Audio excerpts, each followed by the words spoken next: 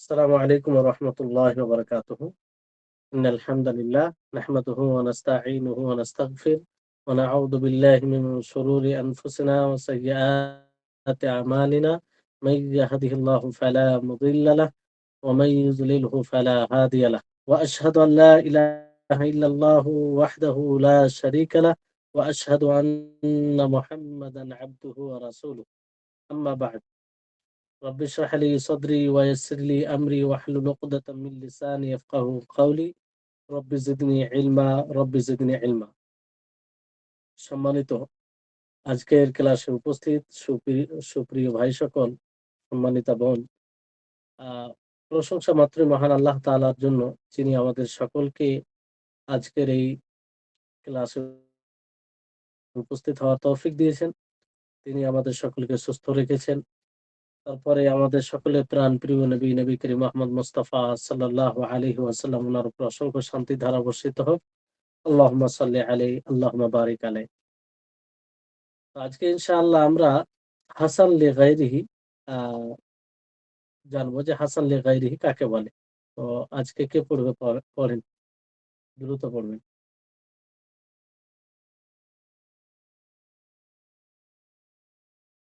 হুম।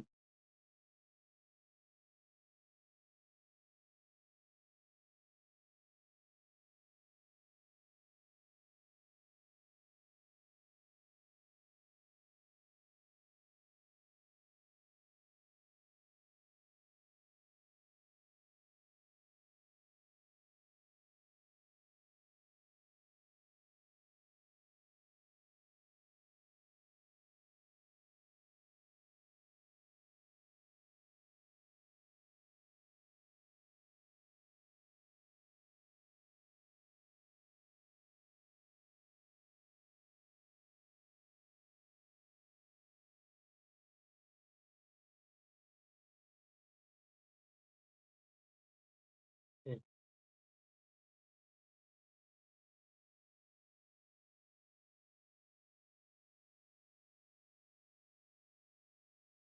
জি, বাস যথেষ্ট। বারাকাল্লাহু ফিক। তো হাসান লি গায়রিহি পরস্পর যে আপনারা সহিহ লিযাতিহি, হাসান লিযাতিহি, সহিহ লিগায়রিহি আর হাসান লিগায়রিহি, মানে উপরে যে তিনটি পরিভাষার যদি সংজ্ঞা আপনারা মনে রাখেন তাহলে এটা বুঝতে সুবিধা। এখানে হাসান লিগায়রিহির সংজ্ঞা দেওয়া হয়েছে যে আল খাবারুল মুতাওয়াক্কাফু আন কুবুলিহি, যে সেই খবর সেই হাদিসকে বলা হয় যাকে কবুল করা থেকে স্থগিত করা হয়েছে কিংবা বিরত, কবুল করার ব্যাপারে আহ তাওয়াক্কুফ করা হয়েছে, অর্থাৎ মানে কবুল করা হয়নি, এরকম বিষয়। যেমন মাস্তুরের রিওয়ায়াত। মাস্তুর বলতে কি? অজ্ঞাত, যার ব্যাপারে জানা নেই, অপরিচিত, যার বিস্তারিত, যেমন রেজাল শাস্ত্রে রাবিটি বর্ণনাকারীটি কে, তার পরিচয়, সে আদিল না তামুজাদ না কিরকম কি, কিছুই জানা নেই, মাস্তুরের রিওয়ায়াত। তো মাস্তুরের রিওয়ায়াত কবুল করা হয় না, সেটা তাওয়াক্কুফ মানে অবলম্বন করা হয়, স্থগিত হয় কবুল করা থেকে। কিন্তু যখন ইদা তুবিআ বিমিথলিহি, যে তার মতোই যখন আরেকটি হাদিস চলে আসে, আও আকওয়া মিনহু, কিংবা তার চেয়ে শক্তিশালী, তার চেয়ে শক্তিশালী, এখানে বিষয়টি ভাববেন যে তার মতো আরেকটি হাদিস, মানে যে হাদিসটি আছে সেটি মাস্তুরের রিওয়ায়াত, এটা একটা যঈফ, এটা একটা যঈফ, দুর্বল। আর আরেকটি যে তার সমর্থনে আসবে সেটা তার মতো হবে, মানে সেটাও যঈফ হবে, কিংবা তার চেয়ে একটু শক্তিশালী হবে, তার চেয়ে শক্তিশালী হবে। কিন্তু তার যদি নিচে চলে আসে, তার চেয়ে দুর্বল হয়ে যায়, তাহলে সেটা ধরা যাবে না। এখানে তার মতো হতে হবে কিংবা তার চেয়ে শক্তিশালী হতে হবে। তো ফাসলুহু যায়ীফুন, তার মূল হচ্ছে যায়ীফ, এরকম হাদিসকে দুর্বল। ওয়া ইন্নামা তারা আলাইহিল হাসানু বিমা আদ্দাদাহু মিনাল মুতাবি', কিন্তু এই দুর্বল হাদিস হাসান হাসানে পরিণত হয় কেন? তার সমর্থনে হাদিস আসার কারণে, তার সমর্থনে হাদিস আসার কারণে। তাহলে সংজ্ঞা একদম খুব স্পষ্ট, অসুবিধা নেই আশা করি। যে এটাও মূলত যায়ীফ রিওয়ায়াত হয়, যায়ীফ হাদিস হয়। তার সমর্থনে ওই পর্যায়ের হাদিস আসার কারণে, অথবা তার চেয়ে শক্তিশালী, তার চেয়ে, তার তুলনায় শক্তিশালী আরকি। বিশুদ্ধ হাদিস নয়, সেটাও যায়ীফ, কিন্তু তার তুলনায় একটু মানে উঁচু লেভেলের। ঐরকম হাদিস আসার কারণে সে হাসানের আওতায় চলে আসে, একটু শক্তিশালী হয়ে। তো এই হাদিসকে হাসান বলা হয়। অর্থাৎ হাসান লিগাইরিহি, যায়ীফ প্লাস যায়ীফ, যায়ীফ প্লাস যায়ীফ ভাবে মিলে একসাথে তখন হাসান দরজায় পৌঁছে যায়। এর উদাহরণ দেওয়া হয়েছে, ومثال ذلك حديث أبي سعيد الخدري رضي الله تعالى عنه। আবু সাঈদ খুদরি রাদিয়াল্লাহু তাআলা আনহুর হাদিস, লা যারার ওয়ালা দিরার, রাওয়াহু দারকুতনি ওয়াল হাকিম। যে না নিজে ক্ষতিগ্রস্ত হবে, না অন্য কাউকে ক্ষতি করবে। এটি একটা ইসলামের নীতিমালা। নবী সাল্লাল্লাহু আলাইহি ওয়াসাল্লাম হাদিস, আর এই হাদিস থেকেই বা আরো কিছু দলিল রয়েছে, যে দলিল থেকে ফকিহগণ এটাকে একটা নীতিমালা বানিয়েছেন। ইসলামের নীতিমালা হলো লা যারারা ওয়ালা যিরা, যে আপনি নিজে ক্ষতিগ্রস্ত হয়েন না, এবার অন্যকে ক্ষতিগ্রস্ত করিয়েন না। এতে ইসলামের সৌন্দর্য ফুটে ওঠে। যাই হোক, এখানে আসল বিষয় নাই যে এই হাদিসের ব্যাখ্যা করি। মানে আ হাদিসের ফিকহ যেটা, সেটা আসল উদ্দেশ্য নয়। এখানে ফাল হাদিসু লাহু তুরুকুন লা ইয়াখলু কুল্লু মিনহা মিম্মা কাল। এই হাদিসের একাধিক তুরুক রয়েছে। তুরুক বলতে আপনারা জানেন, একাধিক তুরুক, তারিকের বহুবচন তুরুক। লা ইয়াখলু কুল্লু মিনহা মিম্মা কাল। কোন একটি তরিক সমালোচনা থেকে খালি নয়। মানে সমালোচনা করা হয়েছে যে এই কারণে এই তুরুকটি যায়ীফ, দুর্বল, এরকম ভাবে আলোচনা করা হয়েছে, সমালোচনা আছে প্রত্যেকটি তরিকের ব্যাপারে। ওয়ালাকিন ইউকাউই বা'দুহা বা'দান। কিন্তু তার মধ্যে কিছু তারিখ, কিছু তুরুক আর কিছু তুরুককে শক্তিশালী করে, শক্তিশালী করে। যেমন আ ওয়ালিযালিকা হাসানাহু আন-নাওয়াবী ওয়া ইবনুস সালাহ। এইজন্য ইমাম নওয়াবী রাহিমাহুল্লাহ ও ইবনুস সালাহ উভয়ে কি করেছেন? হাদিসটিকে হাসান বলেছেন। হাদিসটিকে কি বলেছেন? হাসান বলেছেন। কারণ একাধিক তুরুক দ্বারা এটা আ প্রমাণিত। যদিও যঈফ হয়, এক অপরকে সাপোর্টে সে মজবুত হয়ে যায়, হাসান দরজায় পৌঁছে যায়। যেমন আপনি কোন দুর্বল জিনিসকে যখন একসাথে করবেন, তো শক্তিশালী হয়ে যায়। অনুরূপভাবে এখানে এটা কারণ আছে যে একই দুর্বল হাদিস এরকম, তারপরে কেমন দুর্বল হাদিস হবে এটা পরবর্তীতে আসবে। এটা আমভাবে একদম, একদম প্রবল দুর্বল এরকম বিষয় নাই। কিন্তু দুর্বল।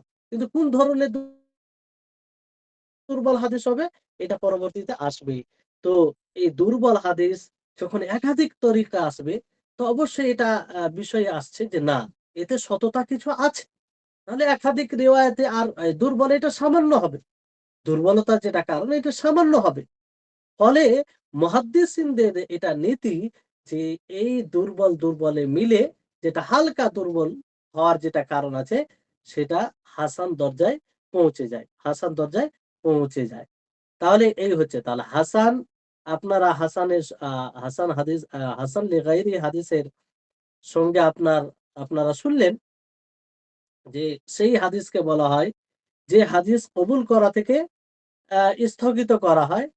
আর যখন তার মতোই আরেকটি হাদিস আসে কিংবা তার চেয়ে শক্তিশালী, তাহলে সেটি হাসান দরজায় পৌঁছে যায়। হাসান দরজায় কি হয়? পৌঁছে যায়।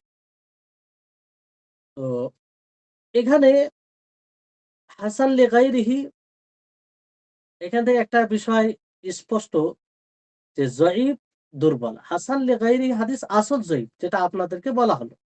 কিন্তু একাধিক সানাদে বর্ণিত হওয়ার কারণে এই দুর্বলতার স্তর থেকে কিছুটা গ্রহণযোগ্যতার পর্যায়ে উন্নতি হয়ে যায়। তো যঈফ প্লাস যঈফ তখন হাসান লিগাইরি হয়ে যায়, হাসান লিগাইরি। তবে এখানে দুটি শর্ত আছে। এখানে কয়টি শর্ত রয়েছে? দুটি শর্ত আছে, যে সেই হাদিস কেমন দুর্বল হবে। তো সেই হাদিস, প্রথম শর্ত বলা হচ্ছে যে হাদিসটি দুর্বল হওয়ার কারণে যেন বর্ণনাকারীর ফিস্ক, পাপাচারিতা ও কাযিব, মিথ্যাবাদিতা না হয়। মানে দুর্বল হওয়ার কারণ, যফ হওয়ার কারণ যেন পাপাচারিতা না হয়, ফিস্কি কাজ না হয়, ফাসিক না হয়, আর মিথ্যাবাদিতা না হয়, কিজব না হয়। বরং এটা কিসের কারণে দুর্বল হবে? স্মৃতিশক্তির দুর্বলতার কারণে। কিসের কারণে? স্মৃতিশক্তির দুর্বলতার কারণে। আর সনদে বিচ্ছিন্নতা কিংবা রাবি মাজহুল হওয়ার কারণে দুর্বল হবে। তাহলে এক স্মৃতিশক্তি দুর্বল হওয়ার কারণে হতে পারে, কিংবা সনদে বিচ্ছিন্নতা আছে সে কারণে, অথবা রাবি মাজহুল। মাজহুল বলতে যার ব্যাপারে পুরো বিষয় জানা নেই। পরে পরে এগুলোর ব্যাখ্যা আসবে। তাহলে এটা ১ম শর্ত। এমন দুর্বল হতে হবে, এমন দুর্বল হতে হবে। তাহলে তার সমর্থনে যদি আরো হাদিস আসে, তাহলে সেটি হাসান দরজায় পৌঁছাবে। ২য় শর্ত হচ্ছে যে একাধিক সনদে বর্ণিত হতে হবে এবং তার সমর্থনে আসা সনদটি যেন তার চেয়ে শক্তিশালী কিংবা অন্তত পক্ষে তার মতো হয়। মানে যেটা সংজ্ঞায় বলা হয়েছে। তো স্বতন্ত্রভাবে আপনাদেরকে বলা হলো যে এই ২ টি শর্ত, যাতে আপনাদের জন্য বিষয়টি স্পষ্ট হয়। তাহলে ২ টি শর্ত মনে রাখবেন, যে হাসান লিগাইরিহি কখন হবে? সর্বপ্রকারে যঈফ হাদিস হাসান লিগাইরি হয় না। বরং যে হাদিসের দুর্বলতার কারণ স্মৃতিশক্তির দুর্বলতার কারণে হবে, অথবা সনদে বিচ্ছিন্নতার কারণে, কিংবা রাবীর মাজহুল হওয়ার কারণে হবে। এইসব হাদিস। আর সেই হাদিস একাধিক সনদে বর্ণিত হতে হবে। আর একাধিক যেগুলো সনদ হবে, সেই সনদগুলো সেই তার মতোই হবে, অথবা তার চেয়ে শক্তিশালী হবে। এই জয়ীফ হাদিসের ব্যাপারে কিছু কথা বলা হয়, যে অনেকেই বলেন যে ফজিলতের ক্ষেত্রে জয়ীফ হাদিস গ্রহণযোগ্য। জয়ীফ হাদিস গ্রহণযোগ্য। অনেকে বলে যে ফজিলত ঘটনা কিংবা ওয়াজ নসিহত ক্ষেত্রে জয়ীফ হাদিস বলা যায়। এই দাবি কতটুকু সঠিক, আর কতটুকু মানে এটা গ্রহণযোগ্য? তো এখানে মুহাদ্দিসিনদের মধ্যে ২ টি মত এসেছে। একটি মত হচ্ছে যে কোন ক্ষেত্রেই জয়ীফ হাদিস গ্রহণযোগ্য নয়। কোন ক্ষেত্রে জয়ীফ হাদিস গ্রহণযোগ্য নয়। এই মতের পক্ষে গেছেন আবু বকর ইবনুল আরাবি, ইমাম আলবানী প্রমুখ। আর এটাই প্রাধান্যপ্রাপ্ত মত, অধিকাংশ মাশায়েখগণ বলেন। ২য় মত হচ্ছে যে শর্ত সাপেক্ষে এটা গ্রহণযোগ্য। আমভাবে না। যে সমস্ত জায়গায় এই ফজিলতে জয়ীফ হাদিস বর্ণনা করা যাবে, এরকম বিষয় নাই। তো এই মতে কে গেছেন? ইমাম আহমদ ইবনু হাম্বাল, আব্দুর রহমান ইবনু মাহদি, আব্দুল্লাহ ইবনুল মুবারাক, ইবনু তাইমিয়া, প্রখ্যাত উলামা, মুহাদ্দিসিনগণ এই পক্ষে রয়েছে। তাদের মতে ৩ টি শর্তে আমলের ফজিলতের ক্ষেত্রে জয়ীফ হাদিস গ্রহণযোগ্য। ৩ টি শর্ত, আমভাবে নয়, ৩ টি শর্তে। সেই ৩ টি শর্ত কি? ১ম শর্ত হচ্ছে দুর্বল হাদিসটি যেন অত্যাধিক দুর্বল না হয়। একদম দুর্বল না হয়। প্রবল দুর্বল না হয়।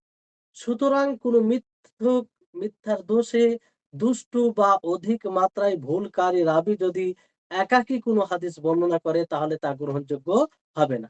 মানে যে রাবীর দুর্বল হওয়ার কারণ হবে সে মিথ্যা কথা বলে, কিংবা মিথ্যুক, আর দোষে সে আ আ দুষ্টু, অধিক মাত্রায় সে ভুল করে। এইরকম এইরকম যঈফ হাদিস কখনো বর্ণনা করা যাবে না। কোন ক্ষেত্রেই বর্ণনা করা যাবে না। কোন ক্ষেত্রে বর্ণনা করা যাবে না।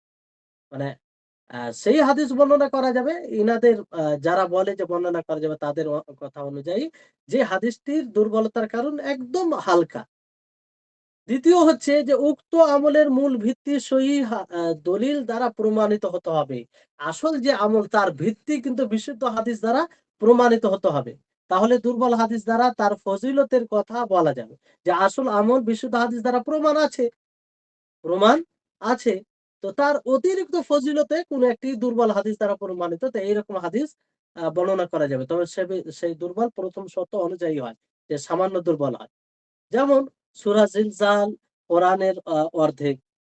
এই সূরা নসর কোরআনের ৪ ভাগের ১ ভাগ কথা। বলা যাবে। যেমন সূরা ৪ ভাগের ১ ভাগ এর প্রমাণে বর্ণিত হাদিসটি দুর্বল। কিন্তু কোরআন তো মুতাওয়াতির সূত্রে প্রমাণিত। কোরআনের এই সূরা দুটি তেলাওয়াত করা যাবে এ কথা নিঃসন্দেহে প্রমাণিত। তবে উক্ত সূরা দুটি পড়লে যে এই ফজিলত হবে এই কথাটি এই কথার প্রমাণটি দুর্বল। উল্লেখ্য এই কথার ভিত্তিতে মাগরিবের পরে সূরা ওয়াকিয়া পাঠ করলে দরিদ্রতা দূর হবে মর্মে আমলটি প্রমাণিত হয় না। কারণ সূরা ওয়াকিয়া পাঠ করা কাজটি কোন সহিহ আমলের ফজিলতে বর্ণনা নয়, বরং তা একটি আমল যার ভিত্তি দুর্বল, তাই তা পাঠ করা যাবে না। কারণ তার আসল মূল বিশুদ্ধ হাদিস দ্বারা প্রমাণিত না, ফলে এটা পাঠ করা যাবে না। এইরকম হাদিস বর্ণনা করা যাবে না। তৃতীয় শর্ত হচ্ছে যে আমল করার সময় এ কথা বিশ্বাস করবে না যে হাদিসটি রাসূল সাল্লাল্লাহু আলাইহি সাল্লাম থেকে প্রমাণিত, বরং সতর্কতা হিসাবে আমল করবে। অর্থাৎ মনে মনে ভাববে যে হাদিসটি রাসূল সাল্লাল্লাহু আলাইহি সাল্লামের হতেও পারে, হতেও পারে এরকম এক প্রকার সন্দেহ। তো এই কারণে অনেক ওলামায়ে কেরাম বলেন না, এটা কি ধরনের ইসলামের যেটা অংশ সেটা নিশ্চিতভাবে মনে করতে হবে। তো এই কারণে উনারা বলেন যে কোন ক্ষেত্রেই জয়ীফ দুর্বল হাদিস বর্ণনা করা যাবে না। যদি সেটা হাসানের আওতায় পৌঁছে যায় তাহলে তো সেটা সহিহ হয়ে যায়, মানে সঠিক হাদিস হয়ে যায়, সেটা গ্রহণযোগ্য হুজ্জাত হয়ে যায়। তবে উনারা বলেন যে এই ধরনের হাদিস যারা বলে এই ক্ষেত্রে এই ৩ টি শর্তে দুর্বল হাদিস বর্ণনা করা যাবে, তারা বলে যে আহকাম অথবা কোন আমল সাব্যস্ত হবে না এগুলো। এগুলো হাদিস দ্বারা আহকাম, আমল সাব্যস্ত হবে না। বরং সহিহ দলিল দ্বারা প্রমাণিত কোন আমলের ফজিলত হিসেবে দুর্বল হাদিস বর্ণনা করা যেতে পারে। দুর্বল হাদিসের মাধ্যমে স্বতন্ত্র কোন আহকাম বা মাসআলার সাব্যস্ত হবে না। আল্লাহু আ'লাম। তাহলে বিষয়টি হচ্ছে এটা যে এই ধরনের দুর্বল হাদিস দ্বারা কোন নতুন যে আমল প্রমাণিত হবে, সাব্যস্ত হবে, কোন বিধান সাব্যস্ত হবে এরকমটা বিষয় না। কোন আমলের যেটা আসল অন্য হাদিস দ্বারা প্রমাণিত তার ফজিলত হিসাবে বর্ণনা করা যেতে পারে। স্বতন্ত্র কোন ফজিলতও মানে নেওয়া যাবে না এই ধরনের হাদিস থেকে। তাহলে এই হচ্ছে বিষয়। এবার আসুন যে ইমাম তিরমিজি রাহিমাহুল্লাহ কথা এবং অন্যদের কথা যে হাদিসুন হাসানুন সাহিহুন, হাদিসুন হাসানুন সাহিহুন। উনি প্রায় এই বাক্য ব্যবহার করে থাকেন হাদিসের শেষে। আপনারা সুনান তিরমিজি পড়বেন তো প্রায় জায়গায় উনি বলেন হাদা হাদিসুন হাসানুন সাহিহুন, এইভাবে তিনি বলেন। তো উনার এই কথার অর্থ কি? তিনি কি অর্থে ব্যবহার করেছেন? উনার একটা বিশেষ এটা ইস্তেলাহ হতে পারে কিংবা উনি কি অর্থে নিয়েছেন এটা আমাদের বোঝা দরকার। কারণ উনি অনেক হাদিসের ব্যাপারে এই কথা বলে থাকেন। তো যদি উনার উদ্দেশ্য না বুঝি তাহলে তো কোনো লাভ হলো না। তার আগে আপনাদেরকে বলেছিলাম যে কোন হাদিসে যদি বলা হয় যে হাদা সাহিহুল ইসনাদ, হাসানুল ইসনাদ, আর হাদা হাদিসুন সাহিহুন, হাদা হাদিসুন হাসানুন, এই দুটোর মধ্যে পার্থক্য কে বলবে? দ্রুত বলতে হবে। আ আ যেমন নাম ধরে বলে তানভীর ভাই বলেন। দুটোর মধ্যে পার্থক্য কি? কত ক্লাসে বলা হয়েছে? তারপরে আলিফ আলিফ না কি নাম? আলিফ ভাই, দুঃখিত শাইখ, আমার মনে পড়ছে না। সাব্বির ভাই, না কি নাম? ভুল বলছি মনে হয় নামটা। কি নামটা লিখা আছে বুঝতে পারছি না। শিব্বির না, যাই হোক দুঃখিত নামটা সঠিকভাবে উচ্চারণ না করার কারণে। আ আশা করি আপনি বুঝতে পারছেন। আর কেউ, যাই হোক এটা আমি কি একটু চেষ্টা বিগত করব? ক্লাসে ওস্তাদ একটু চেষ্টা বলতে করব পারেন। এটা বলতে। একটা হচ্ছে বলেন। ইসনাদের কথা বলা হলো, একটা সহির কথা বলা হলো। এটা ইসনাদ বলতে বলা হয়েছে যে রাবীদের যে ওই তাবুক স্তর, না, না, এই না এটা নয়। একটা এটা নয়, এটা নয়। সহিহুল ইসনাদ বলতে সেখানে ইসনাদের উপরে হুকুম লাগানো হয় যে এই হাদিসটির ইসনাদ সহিহ বিশুদ্ধ। হাসানুল ইসনাদ মানে সেই হাদিসের ইসনাদের উপরে হুকুম লাগা হয়। ইসনাদ বলতে আপনার এর সংজ্ঞা পড়েছেন যে সনদ বর্ণনাকারীর সনদ ধারাবাহিকতা। জি তো এটা ধারাবাহিক ওর উপরে হুকুম লাগানো হয়। আর যখন হাদা হাদিসুন সাহিহুন বলা হয় তখন হাদিসের উপরে, পুরো হাদিসের উপরে হুকুম লাগানো হয়। তো এই হচ্ছে পার্থক্য। মাতানের যাই হোক, উপরে ওস্তাদ, আহ, মাতানের উপরে। হ্যাঁ হ্যাঁ, মাতানের উপরে তখন জি জি তখন জি, সেটাই বলতে চাচ্ছেন মাতানের ওস্তাদ। উপরে হুকুম লাগানো হয়। তো এখানে ইমাম তিরমিজি রাহিমাহুল্লাহ এই কথা যে হাদিসুল হাসানুন সাহিহুন, তো এই উনার এটার অর্থ কি, উনি এটা থেকে কি বুঝাতে চান? তো এই ব্যাপারে আপনাদের বইয়ে রয়েছে যে কত তুস্তাশকালু আল ইবারা আল মাযকুরা লিআন্না আল হাসানা কাসিরুন ইনদা দারাজাতিস সাহিহি فكيف يجتمع إثبات القصور ونفيه في حديث واحد। যে ইমাম তিরমিজি রাহিমাহুল্লাহর এই কথা হাযা হাদিসুন হাসানুন সাহিহুন, এটা বড় কঠিন অবস্থায়, মানে বড় জটিলতা নিয়ে আসে। মানে জটিল এটা একটা বাক্য কিংবা জটিলতার সম্মুখীন হতে হয়। কেন? লিআন্নাল হাসানা কাসিরুন ইনদা দারাজাতিস সাহিহ।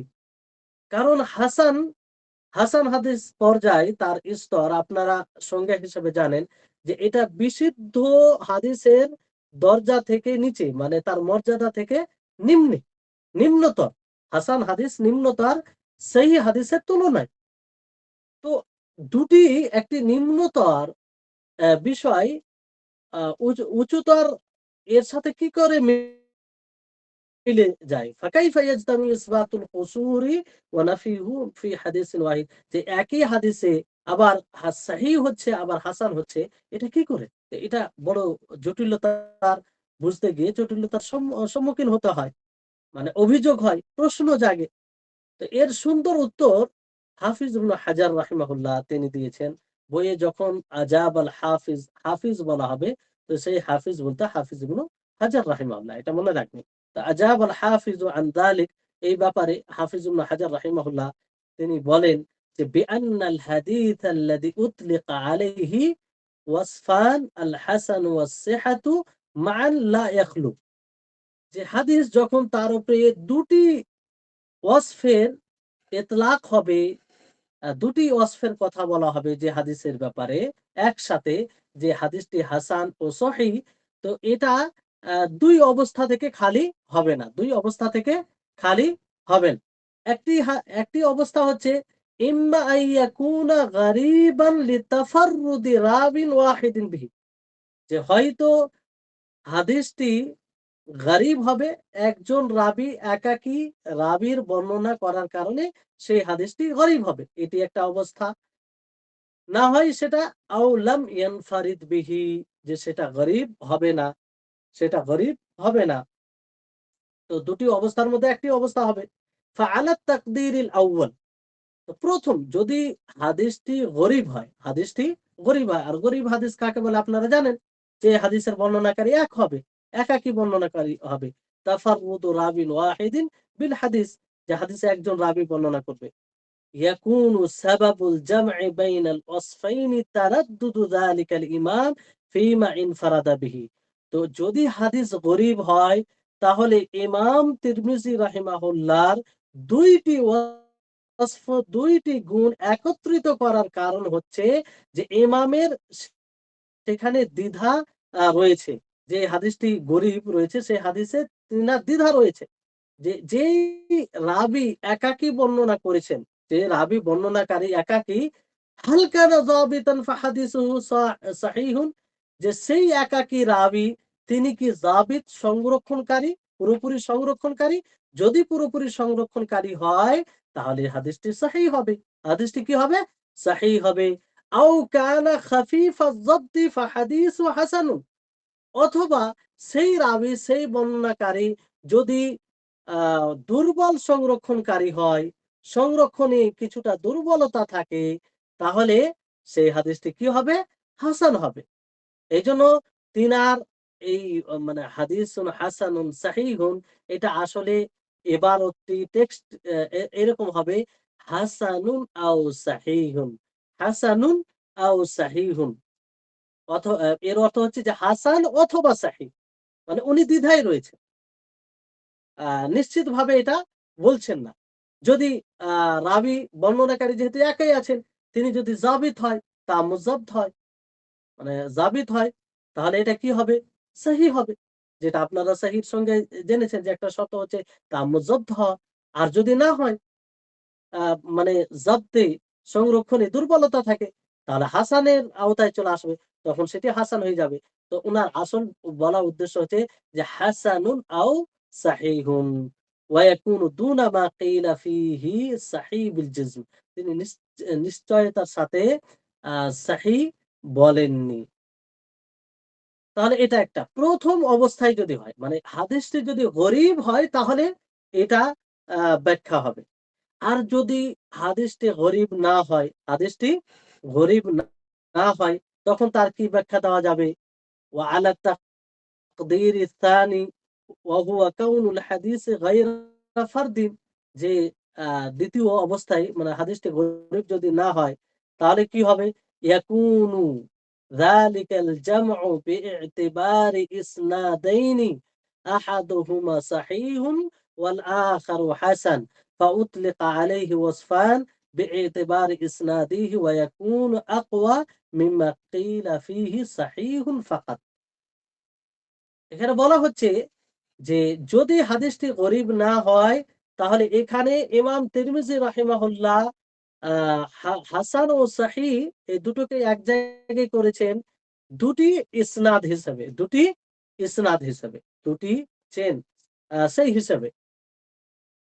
কারণ একটি সানাদ সেটি বিশুদ্ধ, আরেকটি সানাদ দ্বারা সেটি হাসান, আরেকটি সানাদ দ্বারা কি হাসান। তো এইজন্য তিনি ২ সানাদ হিসাবে, ২ ইসনাদ হিসাবে তিনি হাসানুল সাহিহ বলেন। যে এক সানাদ হিসাবে সেটা হাসান, আর এক সানাদ হিসাবে সেটা সাহিহ। তাহলে এটা শক্তিশালী হয়ে যায় যে হাদিসের ব্যাপারে শুধু সহিহ বলা হয়। যে একটা হাদিসের ব্যাপারে যদি সহিহ বলা হয় শুধু, কি বলা হয়? সহিহ, যে এই হাদিসটি হাযা হাদিসুন সাহিহুন। তাহলে এই ধরনের হাদিস থেকে শক্তিশালী কোনটা হবে? যে হাদিসের ব্যাপারে ইমাম তিরমিজি রাহিমাহুল্লাহ বলবেন যে হাযা হাদিসুন হাসানুন সাহিহুন। এটা সহি হবে। কেন? এখানে এটার কারণ হচ্ছে যে তিনি হাসান বলার মানে যে সেই হাদিসটির তুরুক আরো আছে। সেই হাদিসটি অন্য তুরুক দ্বারা বর্ণিত। ফলে এটা আরো শক্তিশালী হয়ে যায়। তাহলে হাসানুন এই ক্ষেত্রে এই ব্যাখ্যায় যদি তিনি বলেন যে হাসানুন সাহিহুন, এটা বেশি শক্তিশালী হবে যে হাদিসের ব্যাপারে শুধু সহিহ বলা হয়। শুধু সহিহ বলা হয়। আর উপরে মানে যে হাদিসের যদি রা মানে হাদিস গরীব হয়, সেক্ষেত্রে তিনি হা হাসানুন আও সাহিহুন বলেন। তো এটা ওই হাদিসের নিম্নতর হবে। যে হাদিসের ব্যাপারে বিশুদ্ধ বলা হয় শুধু। শুধু বলা হয় নিশ্চয়তার সাথে যে হাযা হাদিসুন সাহিহুন। তো সেই হাদিসের নিম্নে হবে যে গরীব হাদিসের ব্যাপারে ইমাম তিরমিজি রাহিমাহুল্লাহ বলবেন যে হাযা হাদিসুন হাসানুন আও সাহিহুন। আওটা তো থাকে না, আ মানে মূলত থাকে হাসানুন সাহিহুন। যদি গরীব হিসেবে বলেন তাহলে। তাহলে এটা নিম্নতর হয়ে যাবে সহিহ হাদিস থেকে। যে হাদিসের ব্যাপারে শুধু নিশ্চয়তার সাথে আ সহিহ বলা হয়। আর যদি এটা গরীব হিসাবে না বলা হয়, ২ ইসনাদ হিসাবে বলা হয়, তাহলে ইমাম তিরমিজি রাহিমাহুল্লাহর কোন হাদিসের ব্যাপারে ২ ইসনাদ হিসাবে হাযা হাদিসুন হাসানুন সাহিহুন বলা, এটা উঁচুতর হয়ে যাবে কোন হাদিসের তুলনায়? যে হাদিসের ব্যাপারে শুধু সহিহ বলা হবে। শুধু সহিহ বলা হবে। আশা করি আপনারা বুঝতে পারছেন। এর উদাহরণ যেমন مثال ذلك حديث لولا أن أشق على أمتي لأمرتهم بالسواك عند كل صلاة. যে আমি যদি কষ্টকর মনে না করতাম আমার উম্মতের উপরে, তাহলে আমি তাদেরকে প্রত্যেক সলাতে মিসওয়াকের হুকুম দিতাম। তাহলে এখান থেকে মিসওয়াক করা গুরুত্ব বোঝা যাচ্ছে। আল্লাহ নবী কষ্ট হবে বলেই হুকুম দেননি। তার মানে কি আমাদেরকে করা উচিত। আল্লাহ নবীর এটা বিশেষ দয়া, বিশেষ রহমত। তিনি রাহিম ছিলেন। আল্লাহ নবী রাহিম, মাখলুকের মধ্যে সবচেয়ে রাহিম কে? মুহাম্মদ সাল্লাল্লাহু আলাইহি সাল্লাম। হ্যাঁ, তিনি অত্যন্ত মানুষের উপরে খেয়াল করতেন মানুষের। তো কষ্ট হওয়ার কারণে তিনি হুকুম দেননি। কারণ তিনার প্রত্যেকটা হুকুম আসল ওয়াজিব হয়ে যায়। তো এই হচ্ছে বিষয়। তো এখানে এই হাদিসকে শেখাইন রিওয়ায়াত করেছেন বিশুদ্ধ তারিখে।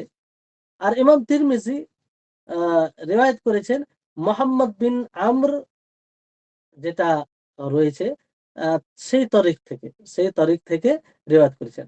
ওয়াহুয়া মুখতালাফুন ফি তাসহিহি হাদিসিহি ওয়া তাহসিনিহি। আর তিনি মানে মোহাম্মদ ইবনে আমর, তিনি দ্বিমত আছে তিনার হাদিসকে বিশুদ্ধ করেনে ও হাসান করতে গিয়ে দ্বিমত আছে, সকলে একমত নয়। فأطلق عليه الترمذي والحسن والصحة معا। ফলে আহ, ইমাম তিরমিজি ও হাসান, ইমাম তিরমিজি রাহিমাহুল্লাহ তিনি এর উপরে কি বলেছেন? হাসান সহি একসাথে। মানে যেই তরিকে মোহাম্মদ ইবনে আমর আছে সেই তরিকে হাসান হয়ে যাবে, যেহেতু তার ব্যাপারে দ্বিমত আছে। আর যেটা বিশুদ্ধ তারিখ সেই সানাদ হিসাবে সেটা কি? সাহি সাহি। তো এই হিসাবে কোনো বিষয় থাকছে না। তাহলে দুটোই ব্যাখ্যা আপনারা আশা করি বুঝতে পেরেছেন। তারপরে হাফিজ ইবনে দাকিক আল ঈদ তিনি বলেন, লা মুনাফাতা বাইনাল হাসানি ওয়াস সিহাতি, বাইনাল হুসনি ওয়াস সিহাতি ইল্লা হাইথু ইনফারাদা ওয়াসফুল হাসান। হাফিজ ইবনে দাকিক তিনি বলেন যে আসলে ইমাম তিরমিজি রাহিমাহুল্লাহ যে একই হাদিসের ক্ষেত্রে হাসান সহি বলেছেন, এখানে কোনো মানে সংঘর্ষ নাই, কোনো বিষয় নেই এখানে। কারণ তিনি বলেন যে আহ, হাসান হাসান একটা আলাদা স্বতন্ত্র একটা মানে ওয়াসফ। হাসান যেমন হাসান একটি ওয়াসফ, সাহি একটা ওয়াসফ। তো তিনি বলেন যে আম্মা ইদা বালাগাল হাদিস দারাজাতা সিহা, যখন হাদিস সহি আওতায় চলে আসে, সহি সহির সংজ্ঞা পর্যন্ত পৌঁছে যায়, তো ফাল হুসনু হাসিনুন লা মাহালাতা তাবাআন লিসসিহা। তো হাসান অটোমেটিক তার মধ্যে চলে আসে, এটা অর্জিত হয়ে যায়, এতে কোনো সন্দেহ নেই। তো একটা হাদিস যদি সহি হয় তাহলে স্বাভাবিক সেটা হাসান, যেটা নিম্নে সেটা তা হাসান তার মধ্যে ঢুকে আছে। কারণ তিনি বলেন একটা নীতিমালা হিসাবে যে লিআন্না উজুদাত দারাজাতাল উলিয়া লা ইউনাফি উজুদাদ দুনিয়া। কারণ উচ্চতর স্তর এর বিদ্যমান, এটা বিপরীত হয় না নিম্নতর স্তরের। মানে উঁচুতর স্তর থাকলে নিম্নতর স্তর তার মধ্যে থাকবে নেই, এটা তার মানে নাফি করে না যে এরকমটা হবে না, এরকম বিষয় না। যেমন কোনো জিনিস হাই কোয়ালিটির, তো তার মধ্যে নিম্ন কোয়ালিটি তো নিম্ন কোয়ালিটি যেটা সেটা তো আছে, মানে তার মধ্যে অনুপ্রবেশ রয়েছে। তো তিনি বলছেন ফায়াসিহু আন ইউকাল, তাহলে বলা যেতে পারে এই যে এইভাবে বলা সঠিক হবে যে হাসানুন বিইতিবারিস সিফাতিদ দুনিয়া, যে নিম্নতর গুণ হিসাবে বিবরণ হিসাবে সেটি হাসান, ওয়া সাহিহুন বিইতিবারিস সিফাতিল উলিয়া, এবং উচ্চতর গুণ হিসাবে সিফাত হিসাবে এটি সহিহ। তাহলে এই দুটি কথায় কোনো প্রকারের মুনাফা, এক অপরের বিপরীত বৈপরীত্য বিষয় এখানে আসে না। তো আশা করি আপনারা বুঝতে পেরেছেন। তো এখানে বাংলা অর্থটা দেখতে পারেন, তাহলে একটু স্পষ্ট হবে যে উক্ত ইবারত বাক্যটি উপলব্ধি করা জটিল হয়ে পড়ে। মানে এটা মানে ইমাম তিরমিজি রাহিমাহুল্লাহ হাসানুন সাহিহুন, এটা কারণ হাসান হাদিস সহিহ হাদিসের চেয়ে নিম্নতর, এটা সকলে আপনারা জানেন। তাহলে একই হাদিসের মধ্যে আল কসুর, নিম্নতা বা ঘাটতি সাব্যস্ত করা এবং তা নাকচ করার বিষয়টি কিভাবে একত্রিত হতে পারে? মানে আপনি বিশুদ্ধ বলছেন, আবার বলছেন যে হাসান, মানে বিশুদ্ধ বলা মানে হাসান নয়, এটা সহি। তো আবার পর হাসান কি করে বলেন? এটা একটা ইশকাল, অভিযোগ। এর ব্যাপার এর উত্তর হাফিজ ইবনে হাজার আসকালানি রাহিমাহুল্লাহ এর উত্তর দিয়েছেন যে হাদিসের মধ্যে একই সাথে হাসান ও সহিহ এর মতো দুটি বিশেষণ ব্যবহার করা হয়েছে, সে হাদিসটি দুইটি অবস্থা থেকে খালি নয়, যেটা আপনাদেরকে বলা হলো। প্রথম হচ্ছে হয়তোবা হাদিসটি গরীব, যা একজন রাবী এককভাবে বর্ণনা করেছেন, অথবা সেটা গরীব নয়। যদি প্রথমটি তথা গরীব ধরে নেওয়া হয়, তাহলে দুইটি বিশেষণ একত্রিত করার কারণ হলো হাদিসটি সংকলনকারী মুহাদ্দিসের একাকী বর্ণনাকারী উক্ত রাবীর ব্যাপারে সংশয় ছিল। তিনি সংশয়ী ছিলেন, সংশয়ে আছেন। তিনি কি পূর্ণ সংরক্ষণকারী, মানে যিনি একাই বর্ণনা করেছেন? যদি তা হয় তাহলে তার হাদিসটি হবে সহিহ। না, সংরক্ষণের ক্ষেত্রে তিনি দুর্বল। যদি তা হয় তাহলে তার হাদিসটি হবে হাসান। তো আশা করি আপনারা বুঝেছেন। বেশি আর এখানে বলার প্রয়োজন নাই। তাহলে উক্ত ইবারতের আসল রূপ দাঁড়াচ্ছে কি? হাসানুন আও সাহিহ। হাসান অথবা সহিহ, দুটি দুটি বিশেষণ যুক্ত। এই হাদিসটি ওই হাদিসের তুলনায় নিম্নমানের হবে যার ব্যাপারে নিশ্চিতভাবে সহিহ বলা হয়েছে। মানে যে হাদিসের ব্যাপারে নিশ্চিতভাবে বলা হয়েছে সহিহ, নিশ্চিতভাবে, তাহলে এটা উঁচুতর হবে কার তুলনায়? যে হাদিসের ব্যাপারে এই হিসেবে ইমাম তিরমিজি রাহিমাহুল্লাহ বলেছেন হাসানুন সাহিহুন, হাসানুন সাহিহুন।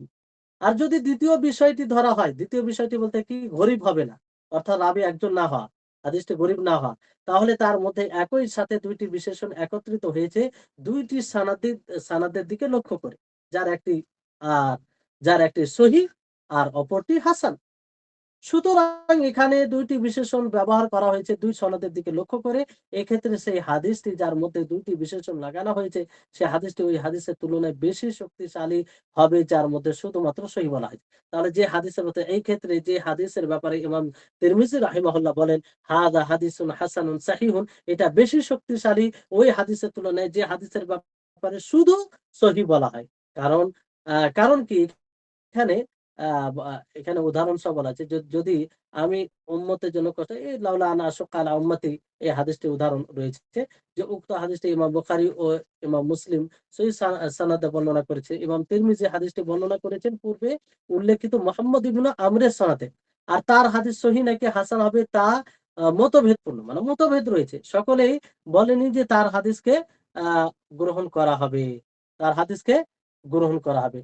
যার কারণে ইমাম তিরমিজি তার বর্ণিত হাদিসের ব্যাপারে একই সাথে হাসান এবং সহিহ হওয়ার বিশেষণ লাগিয়েছেন। হাফিজ ইবনে দাকিক আল ঈদ বলেছেন হাসান বিশেষণটি পৃথকভাবে ব্যবহার না করা হলে পাশাপাশি থাকা সহিহুন ও হাসান এর মাঝে কোনো বৈপরীত্য থাকে না, মানে কোনো মানে এক অপরের যে বিরোধিতা আসে তা এখানে বিষয় নেই। কেন? কারণ কোনো হাদিস যদি সহিহ স্তরে পৌঁছে যায়, তাহলে সহিহ সহিহ এর অনুসরণে স্বাভাবিকভাবে তার মধ্যে হাসান এর বিশেষণ চলে আসে। হাসান কারণ নিম্ন, তো এটা চলে আসে। কারণ উচ্চ স্তরের উপস্থিতি নিম্ন স্তরের উপস্থিতিকে বাতিল করে না। যেখানে উচ্চ স্তরে উপস্থিত থাকবে, তার মানে এটা নয় যে নিম্ন স্তরের উপস্থিতি সেখানে নেই। সুতরাং এই কথা বলাই ঠিক হবে যে নিম্ন স্তরের বিবেচনা হাদিস হাসান এবং উচ্চ স্তরের বিশেষণের বিবেচনা হাদিসটি সহিহ। তাহলে আশা করি আপনারা হাদিসটি বুঝতে পেরেছেন। আর এর উদাহরণ আরো অনেক রয়েছে, আপনাদের এই বইয়ে সেটা দেখতে পারেন। হুম। এবার আসুন যে কাউলুত তিরমিজি হাসানুন গারিবুন, কাউলুত তিরমিজি হাসানুন গারিবুন, এটার অর্থ কি? কারণ তিনি প্রায় হাদিসের ব্যাপারে বলে থাকেন যে হাদা হাদিসুন হাসানুন গারিবুন, মানে ইমাম তিরমিজির এটা উক্তি হাসান গরিব। এটার অর্থ কি? এই বাক্য দ্বারা তিনি কি অর্থ নিয়েছেন? প্রত্যেকটা মুহাদ্দিসিনের তার নিজের বিশেষ একটা পরিভাষা আছে, হাদিসের ক্ষেত্রে ব্যবহার করেছেন। এজন্য তাদের পরিভাষা জানা আমাদের জন্য জরুরি। রেজাল শাস্ত্র বহু পাবেন যে একই শব্দ কিন্তু ভিন্ন ভিন্ন অর্থে মুহাদ্দিসিনগণ ব্যবহার করেছেন। তো ইমাম তিরমিজি রাহিমাহুল্লাহ এইখানে হাদিসে যে এটা ব্যবহার করেন, তিনি কোন অর্থে ব্যবহার করেন এটা আমাদের নিকটে স্পষ্ট হওয়া দরকার।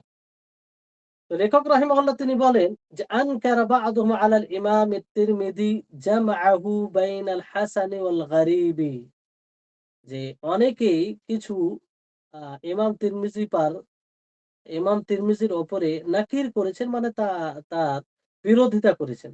কিসের? যে তিনি যে একই হাদিসের ব্যাপারে হাসান গরীব বলেছেন, যে হাসান আবার গরীব, এটা বিরোধিতা করেছেন।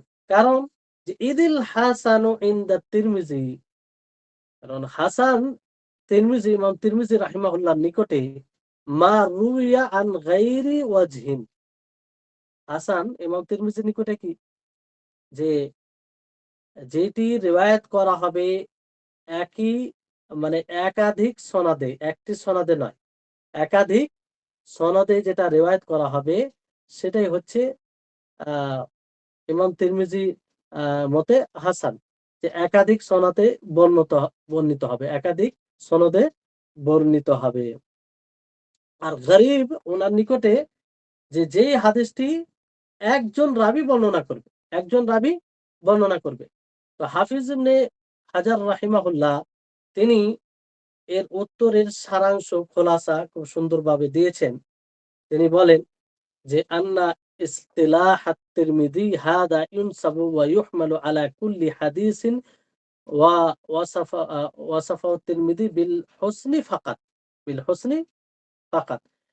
অর্থাৎ তিনি বলেন যে ইমাম তিরমিজি রাহিমাহুল্লাহর যে পরিভাষা, এটা হাদা হাদিসুন হাসানুন গরিবুন, এই পরিভাষা নির্ভর করা হবে কিংবা প্রত্যেক ওই হাদিসের উপরে যে হাদিসের ব্যাপারে ইমাম তিরমিজি কি বলেছেন যে এই হাদিসটি হাসান।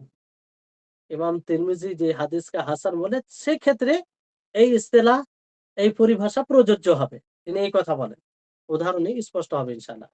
ওয়া আম্মা মা ওয়াসাফাহু বিল হুসনি ওয়াল গারাবাতি মা'আন, আর তিনি যে হুসন এবং গারাবাত, গরীব এবং হাসান দুটোরই গুণ মানে সিফাত ওয়াসফ বলেছেন, তো ফাল মুরাদু বিহি আল হাসান আলা ইসতিলাহিল জুমহুর।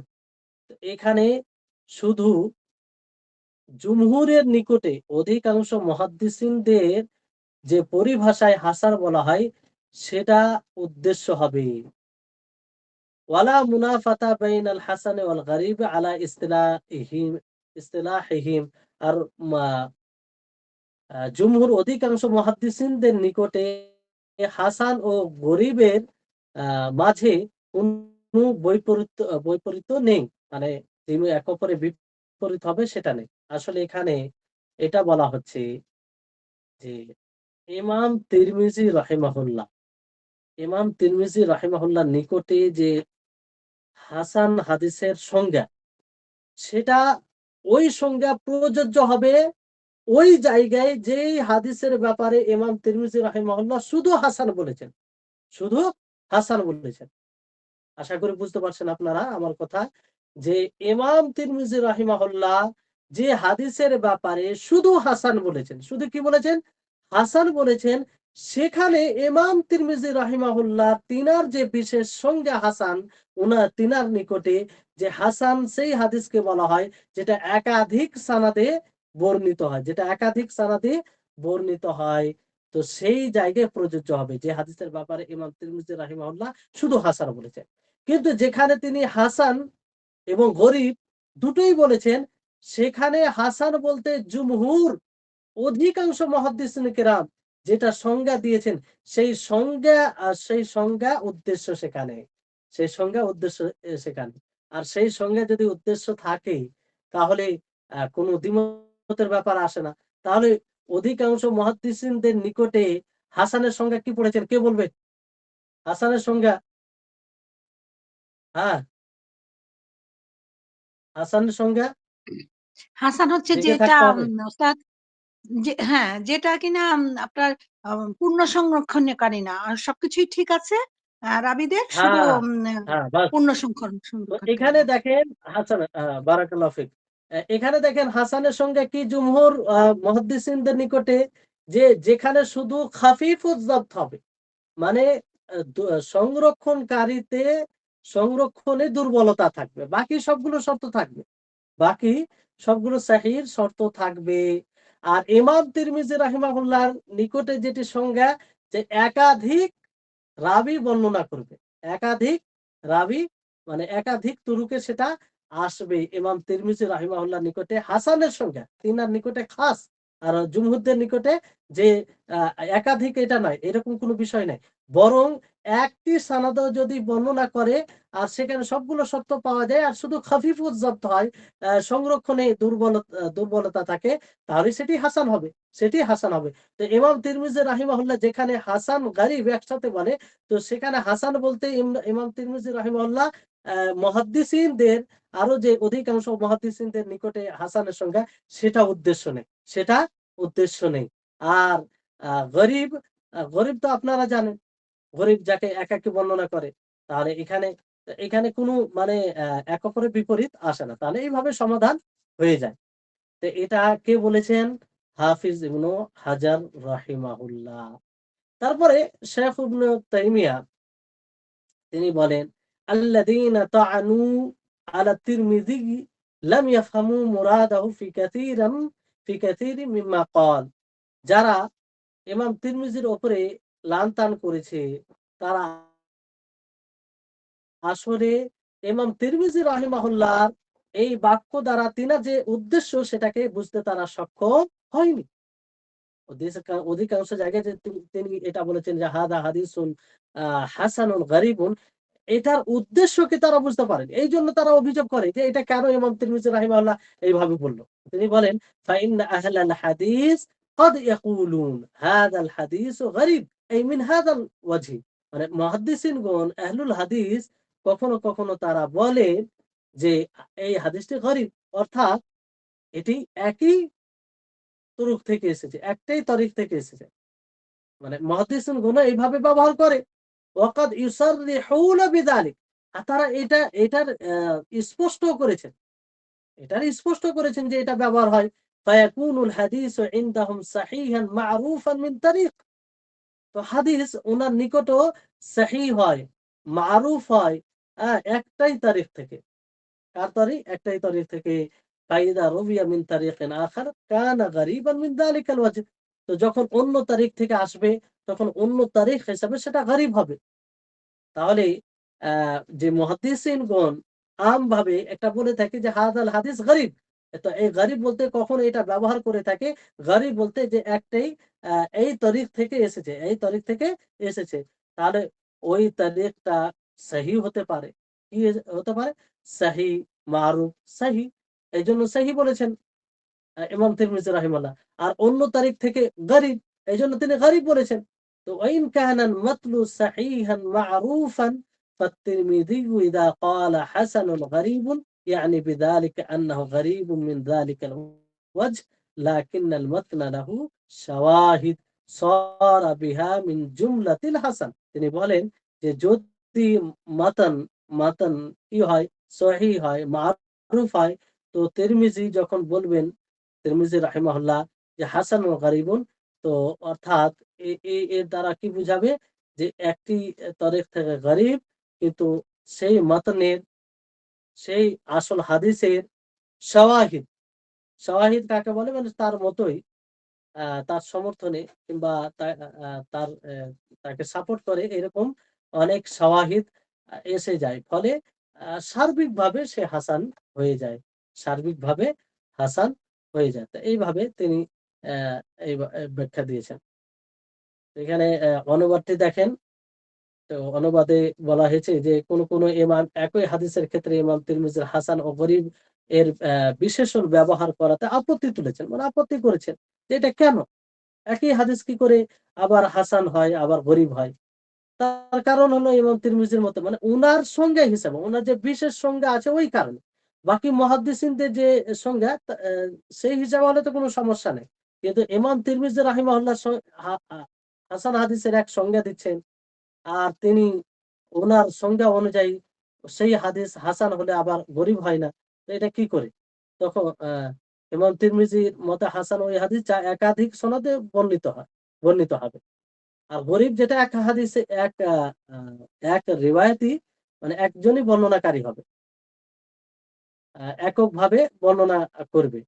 তো দুটো বিপরীতমুখী পরিভাষাকে একই হাদিসের মধ্যে একত্রিত করা হচ্ছে। তো এটা তো আপত্তিকর বিষয়। এইজন্য আপত্তি করেছেন। তো ইবনে হাজার রাহিমাহুল্লাহ এর জবাব দিয়েছেন যে তার সার কথা, মূল কথা হলো এটা যে ইমাম তিরমিজি উক্ত পরিভাষাটি শুধু ওই সকল হাদিসের ক্ষেত্রে প্রযোজ্য হবে যে হাদিসের ব্যাপারে ইমাম তিরমিজি শুধু হাসান বলেছেন। ইমাম তিরমিজির যে হাসান এর সংজ্ঞা তেনার বিশেষ সংজ্ঞা তার নিকটে জumহুরের নিকটে যেটা সংজ্ঞা সেটা নয়। সেটা শুধু ওই হাদিসের ক্ষেত্রে হবে যে হাদিসের ব্যাপারে ইমাম তিরমিজি রাহিমাহুল্লাহ শুধু হাসান বলেছেন, শুধু হাসান বলেছেন। কিন্তু যে হাদিসে একই সাথে হাসান ও গরীব বলে আখ্যায়িত করেছেন তার দ্বারা উদ্দেশ্য অধিকাংশ মুহাদ্দিসের পরিভাষা অনুযায়ী বর্ণিত হাসান, বর্ণিত হাসান। আর তাদের পরিভাষায় হাসান ও গরীব হাদিসের মধ্যে কোনো বৈপরীত্য নেই। কোনো বৈপরীত্য নেই। জুমহুর যেটা আপনারা শুনলেন, আশা করি আপনারা বুঝতে পেরেছেন। শাইখুল ইসলাম ইবনে তাইমিয়া রাহিমাহুল্লাহ তিনি বলেন, ইমাম তিরমিজির উপরে যারা আপত্তি তুলেছেন তারা তার বলা অনেক কথার উদ্দেশ্য সম্পর্কে ভালোভাবে উপলব্ধি করতে পারেনি। কারণ মুহাদ্দিসগণ কখনো কখনো বলে থাকেন এই হাদিসটি গরীব, অর্থাৎ এই সনদে গরীব। কখনো কখনো তা এই সনদে গরীব কথাটি স্পষ্টভাবেই উল্লেখ করে থাকেন, স্পষ্টভাবে বলেন যে হাযাল হাদিস গরীব। হাযাল হাদিস গরীব বলতে এই তরিক দিয়ে গরীব। দেখা যায় উক্ত হাদিসটি তাদের নিকটে সহিহ ও সুপরিচিত। মানে সহিহ এবং সুপরিচিত হওয়ার পরেও তারা বলে যে হাযা হাদিসুন গরীব। মানে এটা বলে থাকে। কিন্তু হাদিসটি যখন উক্ত সহিহ ও সুপরিচিত সনদ ছাড়া ভিন্ন সনদে বর্ণিত হয় তখন উক্ত সনদে হাদিসটি গরীব হয়। অন্য সনদে তখন গরীব হয়ে যায়। যদিও তার মতনটি সহিহ ও সুপরিচিত। সুতরাং ইমাম তিরমিজি যখন বলবেন হাসানুন গরীবুন তখন এর দ্বারা তার উদ্দেশ্য হবে হাদিসটি উক্ত সনদে গরীব। উক্ত সনদে গরীব। কিন্তু তার মতনের সমর্থক হাদিস থাকার কারণে হাদিসটি হাসানের শ্রেণীভুক্ত হয়ে গেছে। বুঝতে পারলেন? ইমাম তিরমিজি যদি কোনো হাদিসের ব্যাপারে হাসানুন গরীবুন বলে তাহলে এর উদ্দেশ্য হবে হাদিসটি উক্ত সনদে গরীব। হাদিসটি উক্ত সনদে গরীব কিন্তু তার মতনের সমর্থকে হাদিস আসার কারণে সে হাদিসটি হাসানের শ্রেণীভুক্ত হয়ে যায়। এই হচ্ছে বিষয়।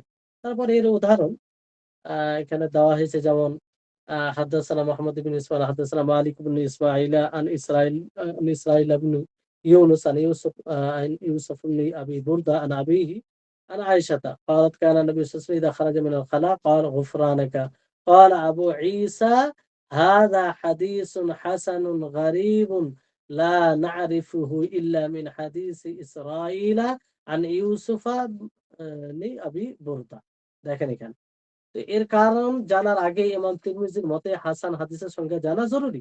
ইমাম তিরমিজির মতে হাসান হাদিসের সংজ্ঞা যেটা আপনাদেরকে বলা হয়েছে। জমহুরের নিকটে হাসান হাদিসের সংজ্ঞা মা রাওয়াহু আদলুন খাফফা যাবতুহু মুত্তাসিলুস সানাদ গায়রা মুআল্লিন ওয়ালা শাদিন। তো এই হচ্ছে বিষয়। আশা করি এখানে যে উদাহরণটি দেওয়া হয়েছে যেটা আপনাদের নিকটে বলা হলো তো এই উদাহরণের ক্ষেত্রে বলা যেতে পারে যে ইমাম তিরমিজির মতে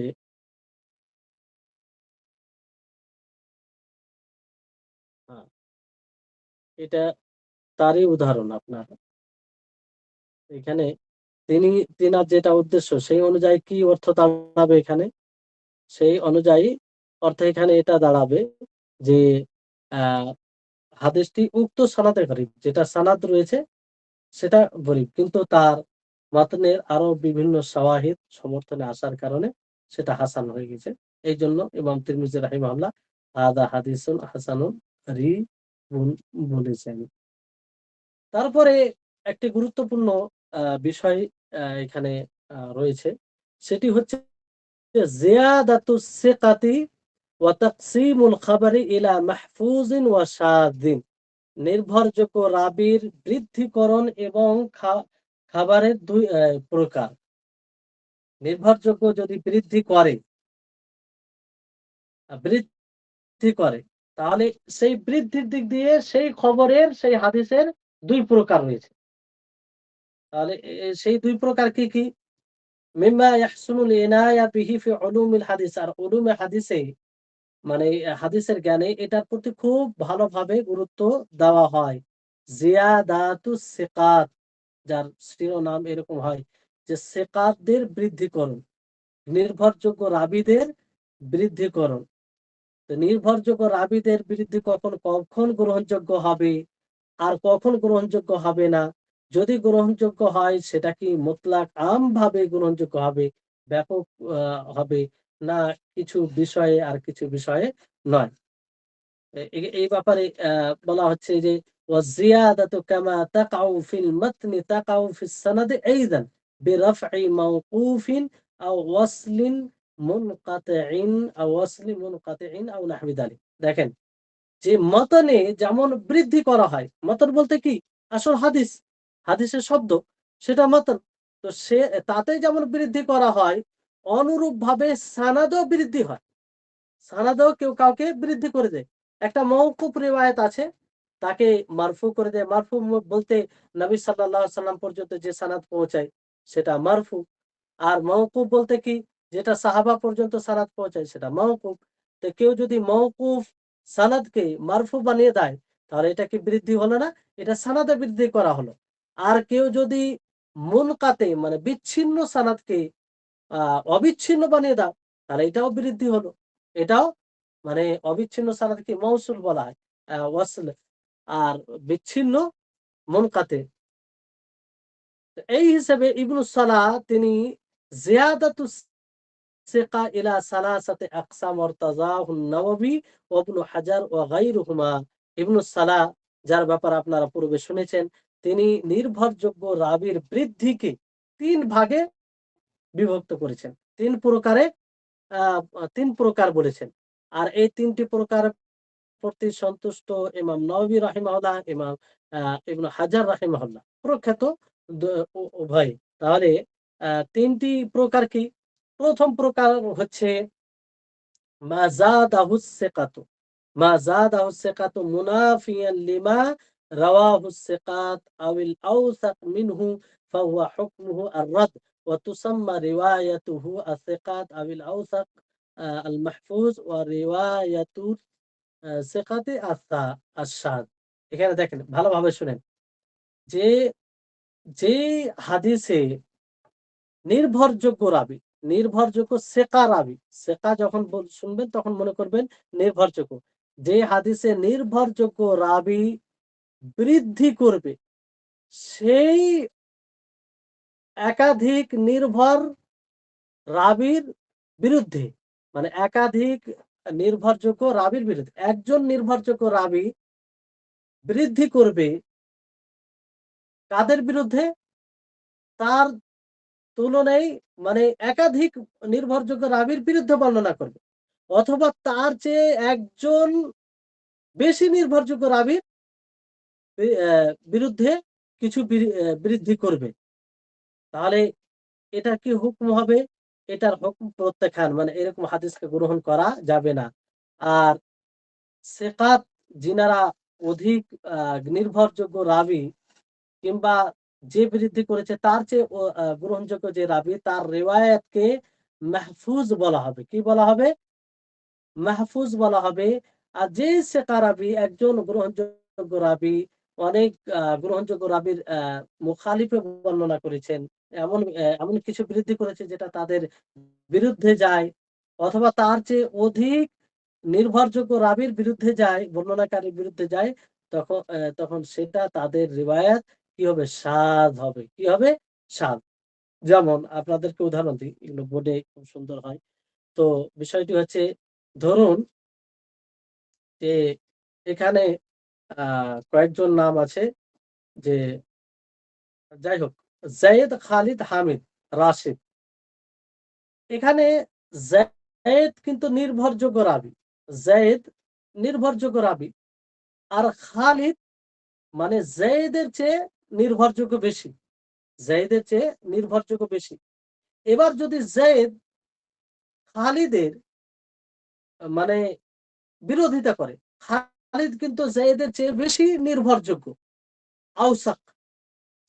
ইনি যায়েদ হচ্ছে সেকা আর খালিদ হচ্ছে আওসাক, মানে বেশি নির্ভরযোগ্য। তো যায়েদ সেকা, আওসাক বেশি নির্ভরযোগ্যের বিরোধিতা করে, তাহলে যায়েদের যে বৃদ্ধিকরণ এটা শায হবে।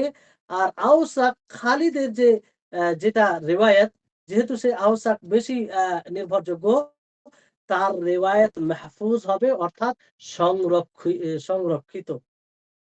আর এটা সংরক্ষিত নয়।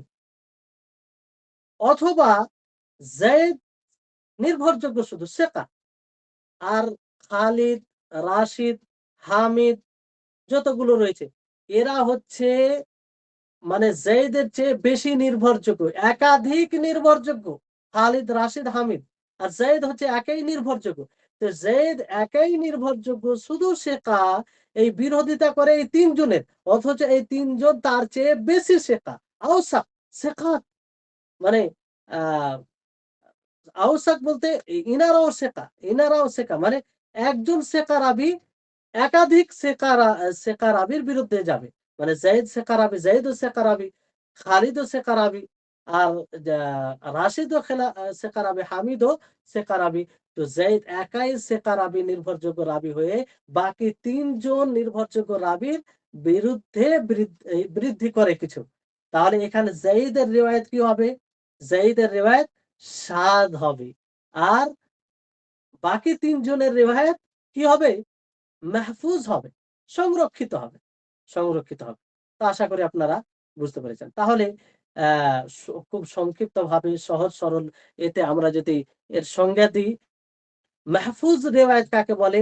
তাহলে আপনি এইভাবে বলতে পারেন, মা রাওয়াহু সিকাতু আবিল আওসাকু মুনাফিয়ান লিমা রাওয়াহু সিকা। যেই রিওয়ায়াতকে একাধিক সিকা রাবি, একাধিক নির্ভরযোগ্য রাবি অথবা অধিক নির্ভরযোগ্য রাবি, আহ সেকা রাবির যে শুধু নির্ভরযোগ্য তার বিরুদ্ধে বর্ণনা করবে, সেটাই হচ্ছে মাহফুজ। সেটা কি? মাহফুজ, সংরক্ষিত রিওয়ায়াত। আর খবরের শাদের কিভাবে সংজ্ঞা করবেন? মা রাওয়াহু সিকা মুখালিফান লিমা রাওয়াহু সিকাত আবিল আওসাক মিনহু। যে নির্ভরযোগ্য রাবি তিনি বিরুদ্ধে বর্ণনা করবে একাধিক নির্ভরযোগ্য রাবির বিরুদ্ধে, অথবা তার চেয়ে বেশি নির্ভরযোগ্য রাবির বিরুদ্ধে বর্ণনা করবে। এইভাবে আপনি আল খাবরুল মাহফুজ, আল খাবরুস সাদ এর সংজ্ঞা দিতে পারেন।